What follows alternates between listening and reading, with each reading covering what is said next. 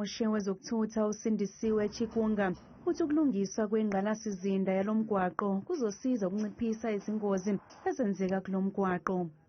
Among the interventions was to then hand over this road to SANRAL for better construction and better maintenance.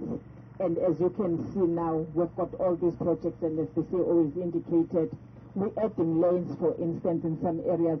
UChikunga uthi lolu hlelo lokulungiswa komgwaqo luzohlomulisa kakhulu umphakathi luphinde luhehe nabatshali imali. Road infrastructure brings investment. It enables us to access areas of economy, towns, schools, health institutions, and so on.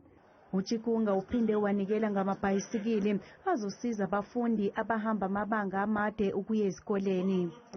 Siyabonga ukuthola amabhayisikili like ayisinceda kakhulu because sihlala kude, so kumele sesikolweni. Then amabhayisikili azosenzela ukuthi kube easy at least singafika esikoleni sidiniwe already.